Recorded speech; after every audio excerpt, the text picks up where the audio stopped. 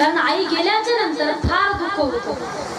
विजला ओ नंदा दीप कशी जाऊ मी मंदिरी, लाडकी माझी आई वाट पाहते कैवारी. त्या ताईला ना माहेराला यायच्या वेळेस तिला असं वाटत असेल माझी आई ना माझी वाट बघत असेल, मी जाणार ना माझी आई वाट बघत असेल. आई जोपर्यंत असते तोपर्यंत पोरीचं वाट बघत असते. लाडकी माझी आई वाट पाहते कैवारी, भोळी रखुमाई गेली झाली उदास पंढरी. श्रद्धा